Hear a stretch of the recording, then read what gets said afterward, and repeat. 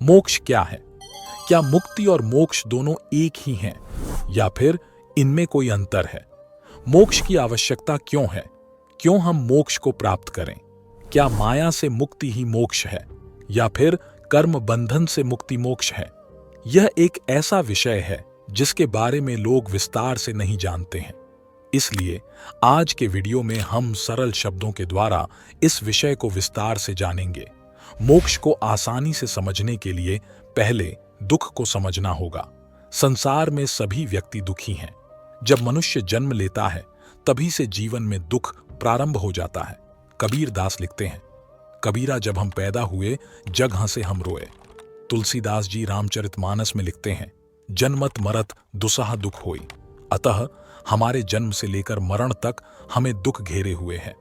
अगर ध्यान देकर सोचे तो मनुष्य किसी न किसी कारण से हर वक्त दुखी है। जन्म में दुख, बचपन में खिलौने नहीं मिलने पर दुख, फिर मिल जाने पर थोड़ा सुख, उसके बाद फिर किसी ने छीन लिए तो फिर से दुख। बस यही बचपन का हाल जीवन भर चलता रहता है। श्रीमद् भागवत गीता में लिखा है कि विषयों का चिंतन करने वाले मनुष्य की उन विषयों में आसक्ति हो जाती है। आसक्ति से कामना यानी इच्छा उत्पन्न होती है और फिर कामना से क्रोध उत्पन्न होता है। क्रोध होने पर सम्मोह और सम्मोह से स्मृति भ्रष्ट हो जाती है। स्मृति भ्रष्ट होने पर बुद्धि का नाश हो जाता है। बुद्धि का नाश होने से उस मनुष्य का पतन हो जाता है, यानी हम जीवन भर इच्छाओं को पूरा करने में लगे रहते हैं। अगर हमारी इच्छाएं पूरी हुईं तो थोड़ा सा सुख और साथ में लोभ होगा, किंतु अगर इच्छाएं पूरी नहीं हुईं तो दुख। अब यही प्रक्रिया जीवन भर जारी रहती है। अतः हम जीवन भर दुख से घिरे रहते हैं और हर पल बस सुख की आशा करते रहते हैं। हमें अक्सर यह सुनने को मिलता है कि दुख से छुटकारे को ही मुक्ति कहा जाता है, परंतु हमारे शास्त्रों के अनुसार मुक्ति दो प्रकार की होती है। पहली अनित्य या क्षणिक दुख निवृत्ति और दूसरी नित्य या आत्यंतिक दुख निवृत्ति। अनित्य या क्षणिक दुख निवृत्ति में कुछ देर के लिए ही दुख से छुटकारा मिलता है। जैसे जब मनुष्य सो जाता है या ध्यान की अवस्था में होता है तब उसे किसी प्रकार का दुख नहीं होता, किंतु जब ध्यान खोलता है, जागृत अवस्था में आता है, तब काम, क्रोध, लोभ आदि दुखों से वो पुनः घिर जाता है।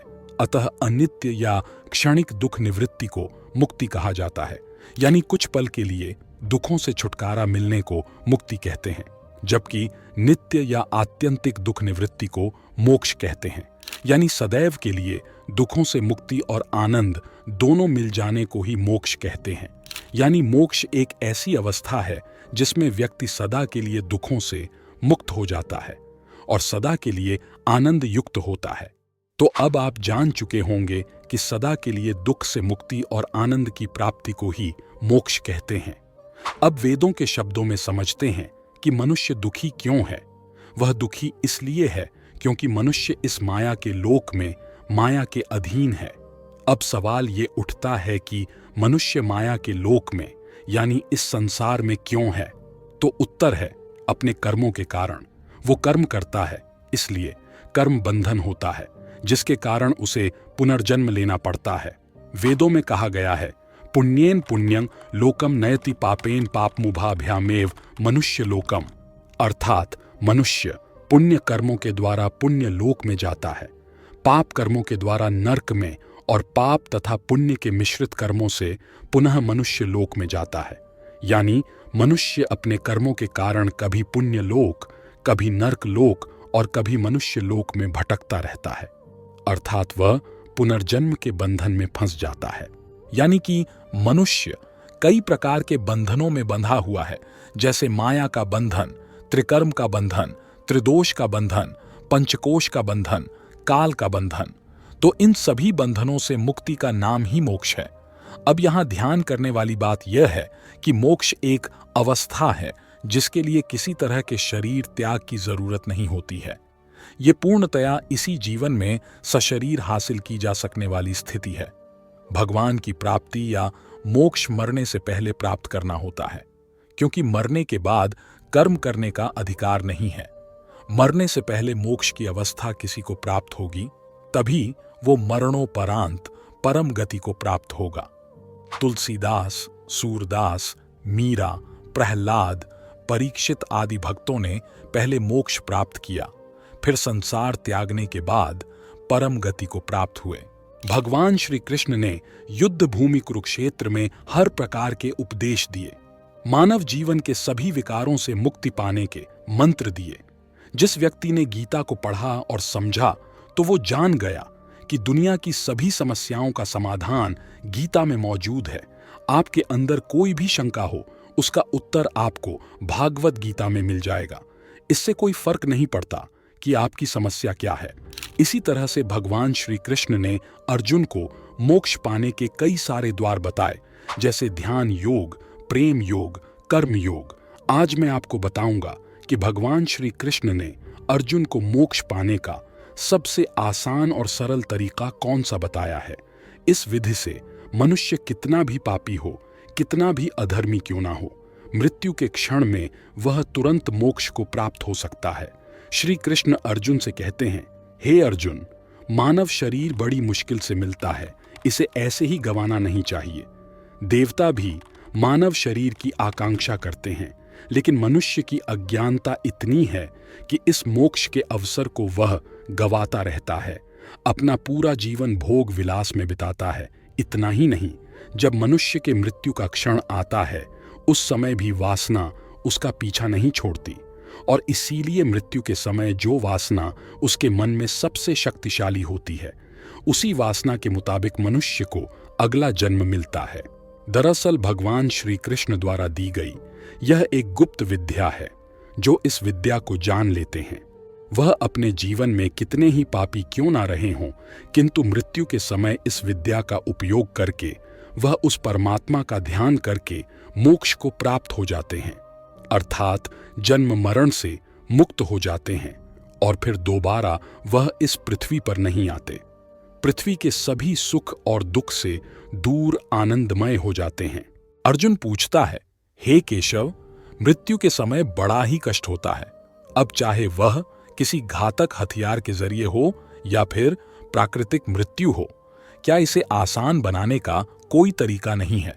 तब श्री कृष्ण कहते हैं, हे अर्जुन, प्रश्न मृत्यु को आसान बनाने का नहीं है, बल्कि जीवन मृत्यु के चक्र से निकलकर मोक्ष प्राप्त करने का है। कृष्ण ने कहा, यदि व्यक्ति मृत्यु के समय मेरी बताई हुई विधि को अपनाएगा तो वह सीधा मेरे परम धाम को प्राप्त हो जाएगा। अर्जुन ने पूछा, हे प्रभु, वह गोपनीय ज्ञान विधि क्या है? श्री कृष्ण जी कहते हैं, अपने प्राण त्यागते समय अपनी सभी इंद्रियों के द्वार को रोककर, अर्थात उन्हें वश में कर और अपने मन को अपने हृदय में स्थिर करके, अपनी प्राण ऊर्जा को अपने मस्तिष्क में स्थापित करके उस परमात्मा का स्मरण करते हुए ओम मंत्र का उच्चारण करें। मनुष्य जीवन भर कितना ही पापी क्यों ना रहा हो, उस व्यक्ति को मोक्ष जरूर प्राप्त होगा। ओम केवल एक शब्द नहीं है, यह सभी मंत्रों का परम मंत्र है। इसकी महिमा अनंत है। आध्यात्मिक साधना की सफलता का केंद्र बिंदु ओम है। सिद्धि प्राप्ति का सूत्र भी ओम है। ये वो मंत्र है जिससे सारा ज्ञान और सारी सृष्टि उत्पन्न हुई है। इस ब्रह्मांड को जन्म देने वाला भी यह परम मंत्र ही है। जीवन में ओम के उच्चारण से शरीर के हृदय कमल में आत्मा की ज्योति हमेशा प्रकाशित रहती है, और मृत्यु के समय जब कोई मनुष्य ओम का उच्चारण एक सुर में करता है तो इस क्षण में आत्मा और परमात्मा दोनों ही महासुख में होते हैं, आनंद में होते हैं, और दोनों ही एक दूसरे से मिलने के लिए व्याकुल हो जाते हैं, जैसे युगों युगों से बिछड़े हों। सभी सांसारिक सीमाओं को तोड़कर एक दूसरे के भीतर समा जाने को व्याकुल हो जाते हैं। भगवान कृष्ण ने इसे मुक्ति का द्वार भी कहा है, लेकिन हम इसके महत्व को समझ नहीं पाते हैं।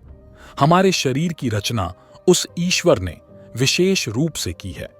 हमारे इस शरीर को ब्रह्मांड के रूप में दर्शाया गया है। हमारा शरीर इस ब्रह्मांड का एक केंद्र बिंदु है। इसमें सभी लोकों का निवास है। मानव शरीर में पैरों से नाभि तक भूलोक दर्शाया गया है, नाभि से कंठ तक अंतरिक्ष यानी आकाश लोक, और कंठ से शास्त्रार्थ तक स्वर्ग लोक को बताया गया है।